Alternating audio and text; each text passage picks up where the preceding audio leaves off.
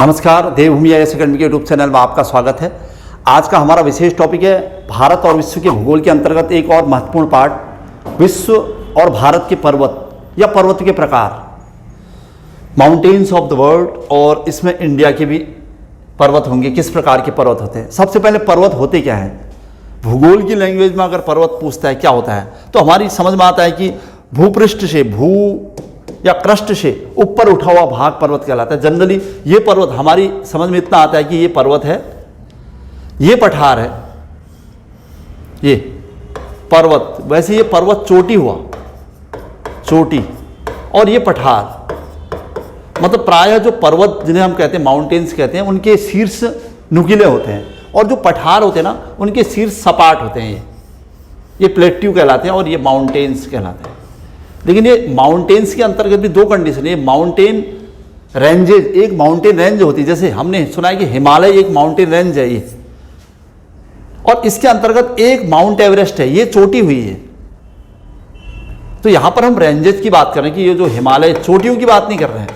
ये mount Everest है, जैसे वैसा ही अंतर है। माउंट एवरेस्ट तो विश्व की सबसे ऊंची चोटी है, लेकिन वो हिमालय रेंज में है।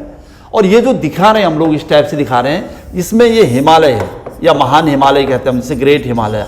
तो हिमालय इसका मतलब एक रेंज के अंतर्गत बहुत सारी चोटियां हो सकती हैं। जैसे माउंट एवरेस्ट हिमालय रेंज में पड़ता है और वो नेपाल में पड़ता है, और ये महान हिमालय में पड़ता है। तो ऐसे, तो इसका मतलब चोटी अलग है, पीक अलग है, मतलब माउंटेन्स अलग है, रेंज, माउंटेन रेंज अलग है, और पठार अलग है। जनरल भाषा में पर्वत और पठार कहें तो पर्वत के शीर्ष नुकीले और पठार के शीर्ष सपाट होते हैं। और माउंटेन रेंज अगर पूछता है, पर्वत श्रृंखला पूछता है, तो ऐसे जैसे हिमालय है, तो ऐसे महान हिमालय, ऐसे मध्य हिमालय, ऐसे शिवालिक हिमालय। इसी महान हिमालय में एक ऊंची चोटी है, यानी वो है माउंट एवरेस्ट, दुनिया की सबसे ऊंची चोटी। तो हमें पूरे टॉपिक को गहराई से लेना है। तो सबसे पहले उत्पत्ति के आधार पर पर्वत के प्रकार, यही टॉपिक इसमें इंपोर्टेंट भी है। वैसे इसके निर्माण के आधार पर होते हैं नवीन पर्वत और प्राचीन पर्वत, लेकिन यहाँ पर इसके ओरिजिन के हिसाब से पूछा है। उत्पत्ति के आधार पर पर्वत के प्रकार जो दिखाई दे रहे हैं, उसमें सबसे पहले भ्रंशोत्थ पर्वत, हिंदी में जिसे हम ब्लॉक माउंटेन कहते हैं, खंड। दूसरा है मोड़दार पर्वत या वलित, फोल्डेड माउंटेन। तीसरा है ज्वालामुखी पर्वत, ज्वालामुखी प्रक्रिया से बनते हैं या एक्यूमुलेट होने से बनते हैं, एक्यूमुलेटेड माउंटेन, संचित पर्वत कहते हैं इनको। और चौथा है अवशिष्ट पर्वत, रेसिडुअल माउंटेन, अपर्दन के परिणाम स्वरूप या इरोजन के परिणाम स्वरूप बनते हैं। यानी एक पर्वत श्रृंखला में एक लंबे कार्यकाल के बाद या लंबे समय के बाद अवशिष्ट पर्वत का निर्माण हो सकता है, किसी चीज़ के अपर्दन होने के परिणाम स्वरूप। तो पहले चलते हैं चारों पर्वत के बारे में थोड़ा सा जानकारी लेते हैं कि किन्हें कहते हैं ब्लॉक माउंटेन या भ्रंशोत्थ पर्वत। तो सबसे पहले यहाँ पर डिफाइन हुआ है ब्लॉक माउंटेन या भ्रंशोत्थ पर्वत। इसका एक उदाहरण भी सामने रखा हुआ है, या फिर एक डायग्राम्स के माध्यम से समझाने का प्रयास हुआ है कि एक प्लेट में कभी भ्रंश उत्पन्न हुआ। जैसे एक छोटी सी प्लेट थी पहले, माना ये प्लेट है बहुत बड़ी सी या छोटी सी कोई, इसमें एक समय के बाद दरार उत्पन्न हुई, भ्रंश कहते हैं हम जिसे। तो यहाँ पर कोई दरार उत्पन्न होगी इस प्लेट के अंदर, इस टाइप की कोई प्लेट थी, तो इसमें हल्की सी दरार उत्पन्न हुई। जब आप प्लेट में दरार देखेंगे ना, तो यहां पर की बात जैसे वो कही थी, ये ऐसे ये ब्लॉक बने हुए, देखो अलग अलग ब्लॉक है। ये कभी ये पूरा एक ही पर्वत हुआ करता था, ये आज ये अलग अलग तीन खंड जैसे लग रहे हैं, ब्लॉक जैसे लग रहे हैं। कभी ये एक ही पर्वत था, ऐसे ऐसे एक ही था। और फर्स्ट कंडीशन थी ये सेकंड कंडीशन है। और फिर क्या हुआ, इसमें हल्की सी दरार उत्पन्न होगी। जैसे इसमें हल्की सी दरार उत्पन्न हुई, ये ऐसे यहाँ पर, और यहाँ पर भी एक हल्की सी दरार उत्पन्न हुई, तो ये ऐसे टूट गया। तो टूट गया तो इसके अंदर हवा पानी भर गया, भरने से ये अलग अलग खंड हो गए, तीन खंड जैसे हो गए। और यही आगे चलकर हलचल होने से, विवर्तन होने से इस टाइप की घटना घट गई। मतलब इसका बीच वाला टूटा हुआ हिस्सा नीचे धंस गया और ये ऊपर की ओर चले गए। ये वहीं पर, मतलब चले गए क्या, ये वहीं के वहीं रहे, और नीचे बीच वाला जो टूटा हुआ हिस्सा था ये धंस गया, क्योंकि बीच में दरार हो चुकी है दोनों तरफ से, तो धंस गया तो नीचे आ गया। और इसे कहते हैं भ्रंश घाटी। इस धंसने से रिफ्ट वैली भी कहते हैं इसे, भ्रंश घाटी। भूगोल की लैंग्वेज में इसे रिफ्ट वैली भी कहते हैं। यहाँ पर ब्लॉक माउंटेन का डायग्राम दिखाया गया है। तो इस टाइप की कंडीशन, ये जो भ्रंश दरार उत्पन्न हो जा रहे हैं, इसकी वजह से यहाँ पर रिफ्ट वैलीज का निर्माण हो सकता है। ये तो ऐसा दुनिया में कई जगह देखने को मिलता है भ्रंश घाटियों का निर्माण। मतलब जब एक बड़े से पर्वत श्रृंखला में या प्लेट में उत्पन्न भ्रंश या दरार के कारण जब उसका कुछ हिस्सा नीचे धंस जाता है और शेष हिस्सा अपने मूल स्थान पर रहता है, तो उससे ब्लॉक या खंडित या भ्रंशोत्त पर्वत का निर्माण होता है। तो डायग्राम दोनों आप समझ सकते हैं। ऐसे इन पर्वतों की वजह से, ब्लॉक पर्वत की वजह से या भ्रंश की वजह से दुनिया की बहुत बड़ी रिफ्ट घाटियों का निर्माण होता है। और विश्व की सबसे बड़ी भ्रंश घाटी जॉर्डन नदी घाटी पर भी हम आएंगे, लेकिन पहले हम इस टाइप के उदाहरण कहाँ कहाँ बने हुए हैं वो देखना चाहते हैं। तो वैसे जनरली यहाँ पर एक क्वेश्चन भी पूछता है कि किसी भी पर्वत का नाम पूछता है वो कहाँ है, किस महाद्वीप में है। तो वासजेज पर्वत फ्रांस में है, वासजेज पर्वत ये ब्लॉक पर्वत का उदाहरण है। ब्लैक फॉरेस्ट जर्मनी का, ये भी ब्लॉक पर्वत का उदाहरण है। और ये ब्लैक फॉरेस्ट बहुत महत्वपूर्ण है, इससे राइन नदी का उद्गम होता है। राइन नदी ब्लैक फॉरेस्ट से निकलकर उत्तरी सागर में गिर जाती है, तो वो ब्लैक फॉरेस्ट है। ये पर्वत श्रृंखला टाइप की हुई, कोई चोटी नहीं है, ध्यान रखना है। शॉर्ट रेंज पाकिस्तान का, इसे पाकिस्तान में है स्थित, इसे नमकीन पर्वत कहते हैं, शॉर्ट रेंज। और सॉल्ट यानी नमक के लिए आ रहा है, नमक का पहाड़ भी कहते हैं इसको। अच्छा, इसके अलावा जो दिखाई दे रहे होंगे आपको वो है सियरा नेवेदा, कैलिफोर्निया यूएसए में, दुनिया का सबसे बड़ा चौड़ा विस्तृत ब्लॉक पर्वत। सतपुड़ा भारत में देखें तो सतपुड़ा, विंध्याचल, ये सब ये ब्लॉक पर्वत के उदाहरण माने जाते हैं। और सियरा नेवेदा जिसकी बात मैं कर रहा था, अमेरिका में, कैलिफोर्निया में सबसे विशाल ब्लॉक पर्वत का उदाहरण है। बहुत बड़ा यानी विशाल ब्लॉक पर्वत, दुनिया का सबसे विशाल ब्लॉक पर्वत या बड़ा ब्लॉक पर्वत कौन है, तो कैलिफोर्निया का सियरा नेवेदा। अच्छा, दूसरी बात मैं कह रहा था कि जैसे ब्लॉक पर्वत की वजह से क्या हो जाता है, ब्लॉक पर्वत में भ्रंश यानी दरार की वजह से क्या हो जाता है, तो भ्रंश घाटियों का निर्माण होता है, इसे रिफ्ट वैली भी कहते हैं। तो ऐसी दुनिया की सबसे बड़ी भ्रंश घाटी कहाँ बन गई है, तो उसी पर भी एक नज़र मारेंगे हम लोग डायग्राम के माध्यम से। तो लिख रहा है कि विश्व की सबसे लंबी रिफ्ट घाटी, नदी घाटी जॉर्डन नदी घाटी है। विश्व की सबसे लंबी या बड़ी जॉर्डन नदी घाटी। जॉर्डन पश्चिमी एशिया में स्थित है, जो लाल सागर से जाम्बिया और दक्षिण अफ्रीका तक विस्तृत है।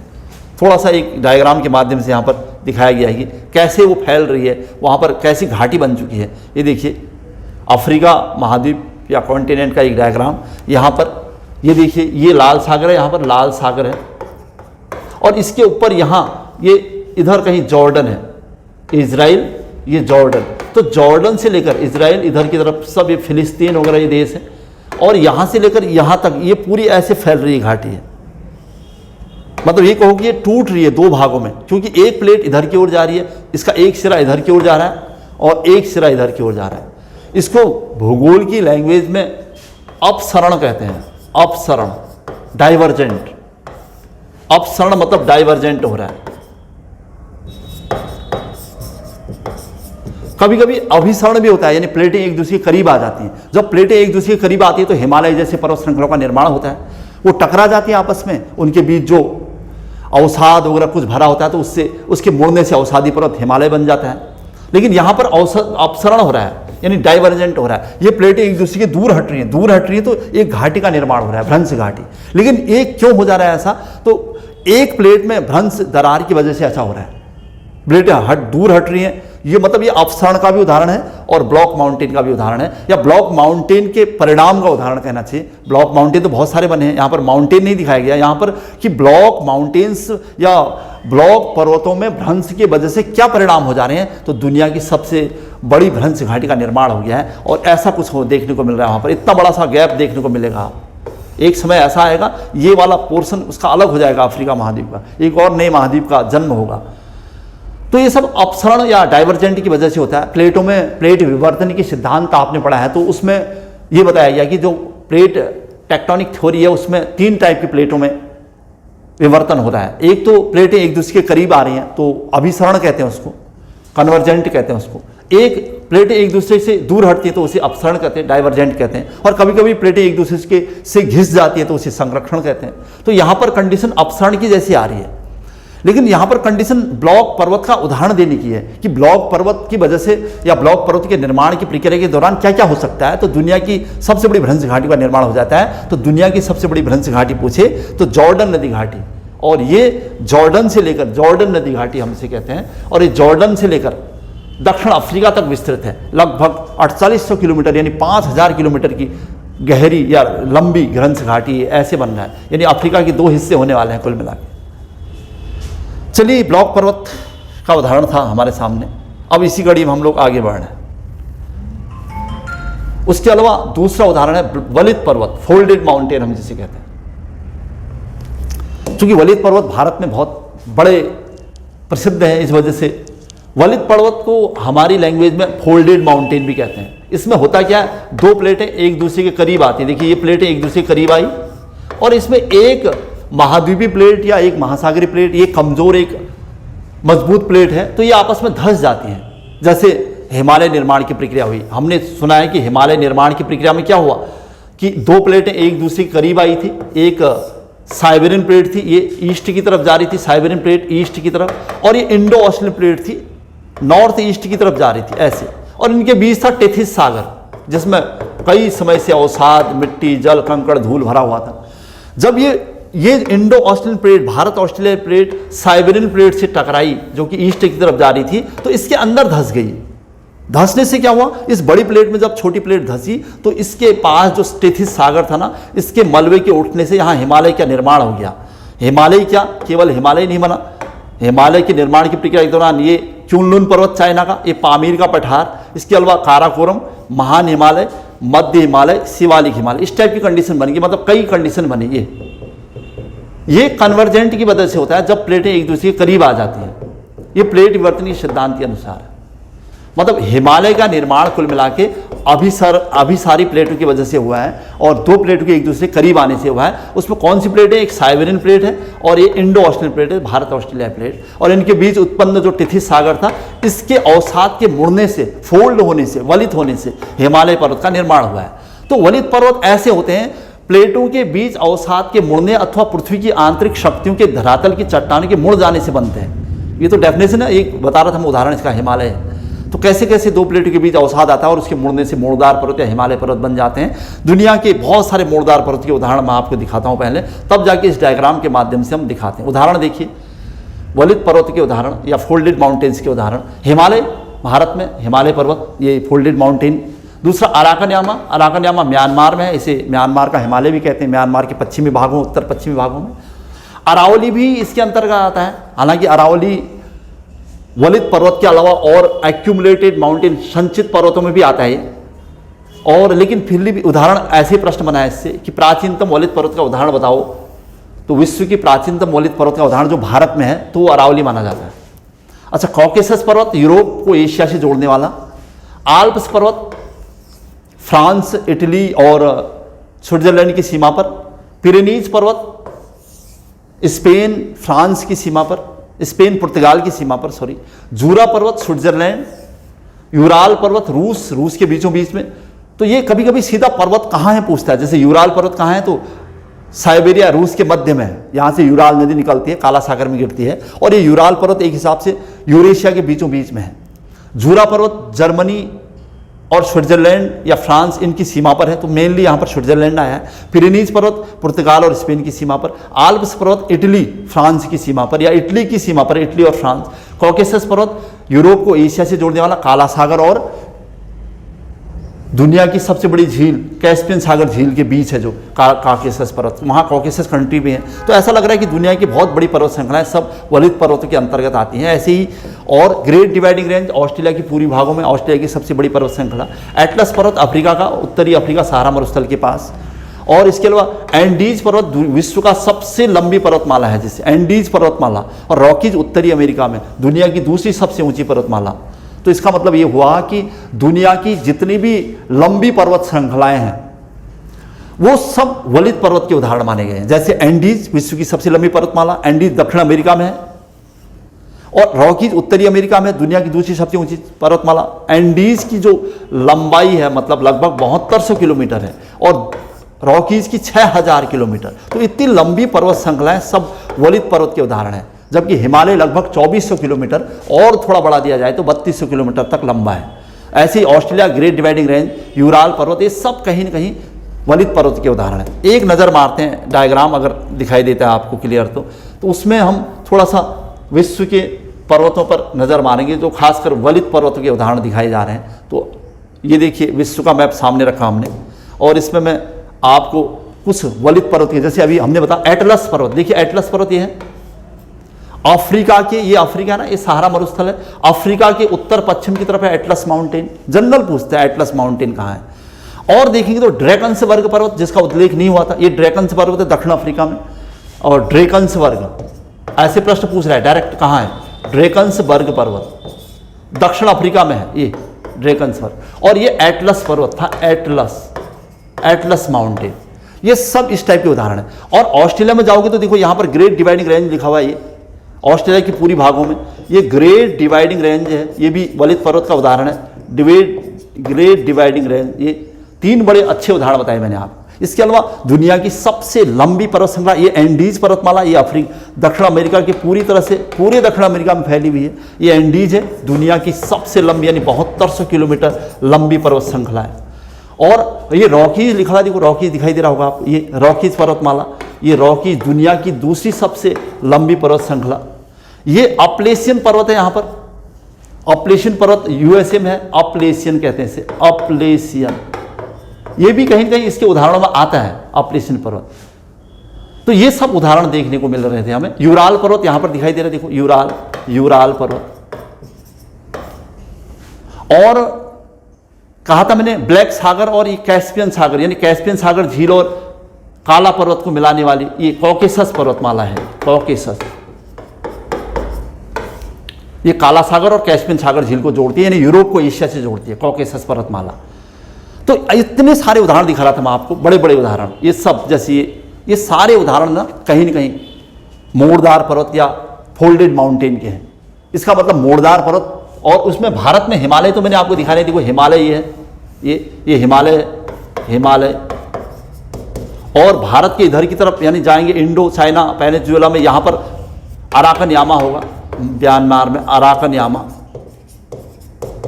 ये सारे उदाहरण एक ही हैं, मतलब सब फोल्डेड माउंटेन के उदाहरण हैं। तो बेस्ट उदाहरण थे फोल्डेड माउंटेन में, दुनिया की सबसे बड़ी पर्वत श्रृंखला है। यहाँ पर स्कैंडिनेवियन पर्वत है, देखिए ये भी इसी के अंतर्गत आते हैं, हालांकि कट फट गया है तो थोड़ा इसे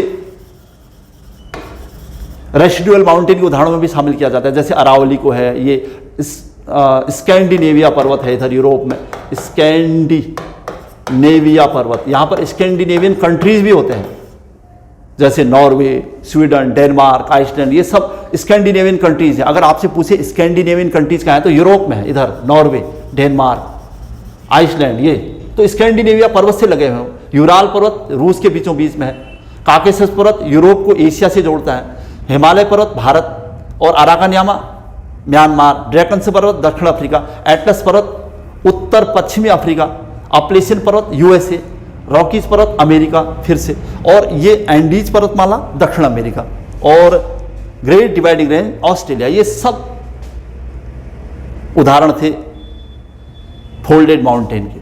चलिए अब आगे बढ़ते हैं। इसके अलावा 2 टाइप हमने अभी तक कवर किए हैं, तो सारे पर्वतों को दिखाया था मैंने आपको डायग्राम में। उसके अलावा जो यहाँ पर तीसरा टाइप दिखाई दे रहा है, तीसरा टाइप होना चाहिए, तो ये है संचित या ज्वालामुखी, एक्यूमुलेटेड माउंटेन कहते हैं इसको। तीसरा टाइप होगा ये,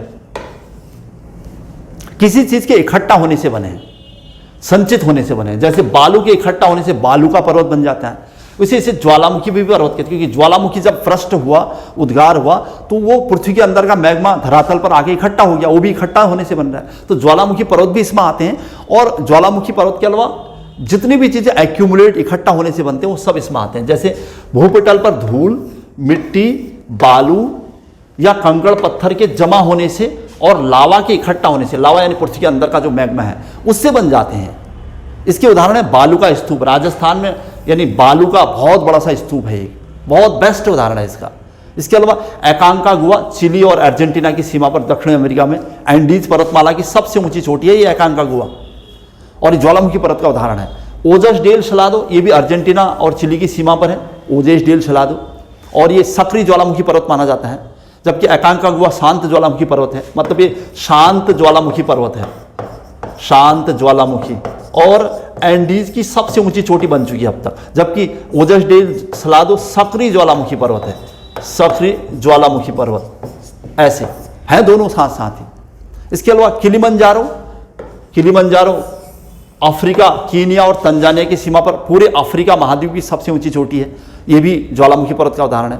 चिम्बरांजो इक्वेडोर दक्षिण अमेरिका में, ये भी ज्वालामुखी पर्वत है दक्षिण अमेरिका के इक्वेडोर में। तो ये सारे उदाहरण ज्वालामुखी पर्वत या संचित पर्वत के किसी चीज़ के इकट्ठा होने से बने हैं या ज्वालामुखी प्रोसेस से बने हुए हैं।